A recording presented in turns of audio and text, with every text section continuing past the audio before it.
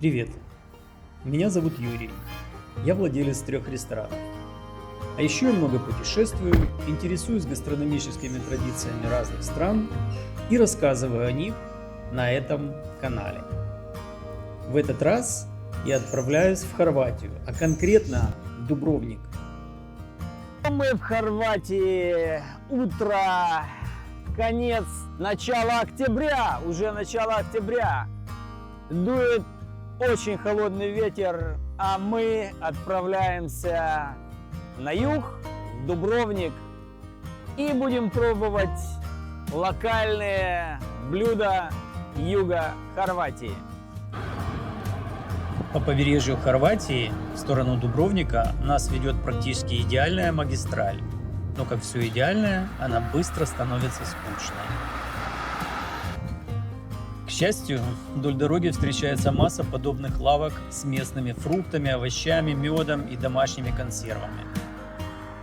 Мы прикупили немного мандарин, чеснока и, конечно, домашнего айвара. Сразу же сделали бутерброды. Но, как по мне, хорватский айвар все-таки значительно уступает айвару македонскому. Еще пару часов езды и начинают открываться потрясающие виды на Дубровник и его бухты. Пожалуй, это одно из самых красивых мест, которые я видел в своей жизни. Похоже, Дубровник восхищает не только меня. Посмотрите на эти многотысячные круизные лайнеры. Как вы понимаете, все эти люди будут в старом городе. Дубровник не только памятник ЮНЕСКО. Как по мне, это еще потрясающий пример, как почти в течение 400 лет город сумел оставаться свободным, не подпадая в зависимость Венеции, османов или Австро-Венгрии.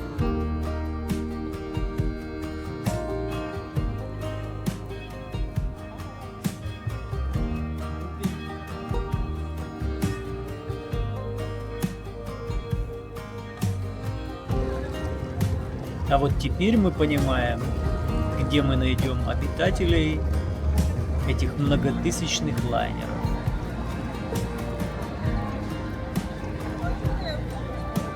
Вы посмотрите, сколько вокруг туристов. Но красиво невероятно.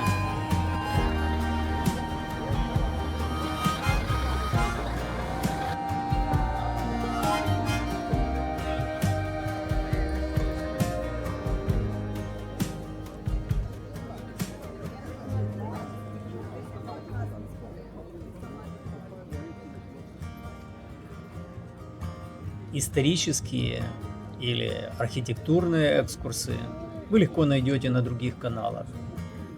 Я же просто хочу показать вам эту невероятную атмосферу.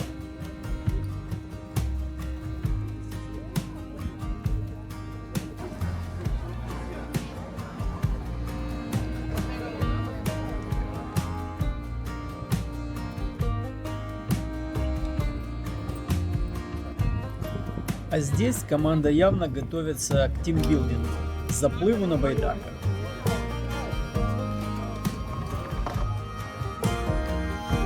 Как ресторатор я все оцениваю через вкусно или невкусно. И здесь моим глазам по-настоящему вкусно.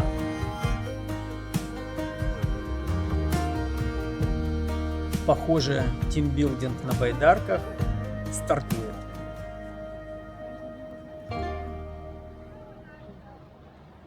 Вы только посмотрите, сколько здесь туристов.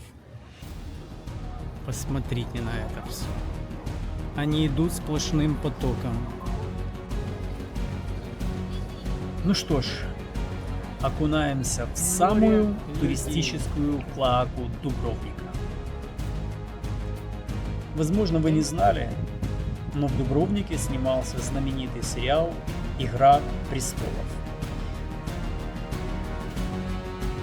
Поэтому на каждом углу вы услышите от гидов занимательные истории, случившиеся при съемках, бюджет фильма и другие придуманные и непридуманные истории. Все, хватит баек, пора есть. И мы хотим есть местную еду.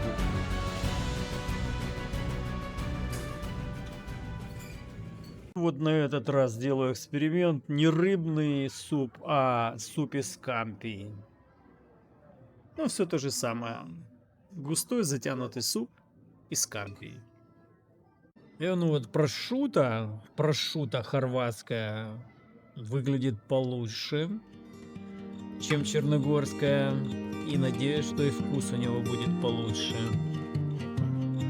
И вот это прошута на самом деле очень вкусно. Я бы сказал, вообще не уступает итальянскому. Шикарно.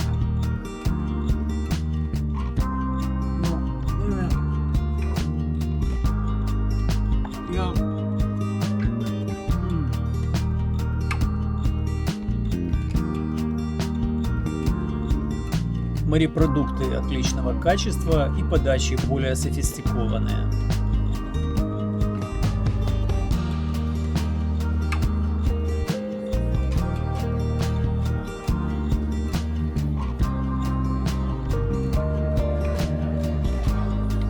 А вот и свадьба. Везет нам на свадьбы.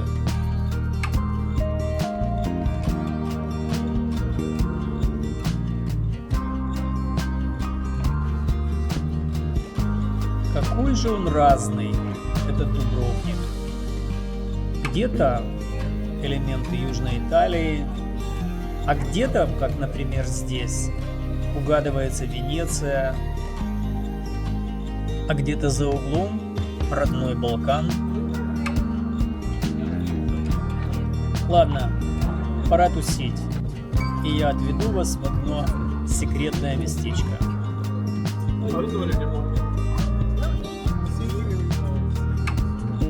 Это пляж на скале Буша.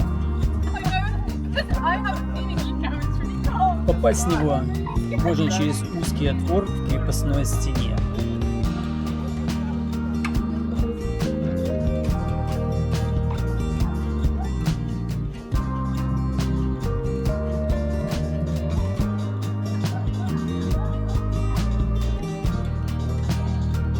Крутейший пляж.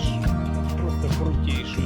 Посмотрите, на скале бар, внизу море, можно спуститься и купаться. Куча народа, все тусят, все хотят попасть в такое место, место ограничено. Очень круто. И вот такие виды открываются с этого пляжа, с баром. Нашей Кэсси тоже нравится. Люди с Балкан скажут вам, что самые вкусные рестораны в Хорватии – это боснийские рестораны. И мы отправляемся в один из таких. Ресторан Тадж Махал. А вот это, ребята, буры. По вкусу это что-то типа беляш, но в лакшери исполнении. Это бомба. Это просто бомба.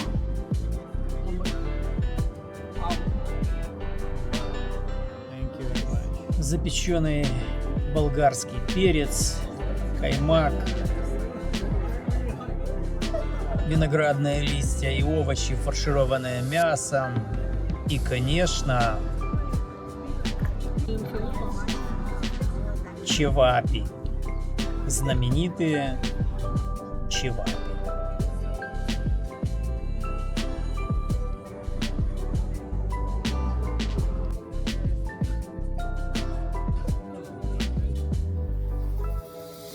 Последний взгляд на эти бухты и домой.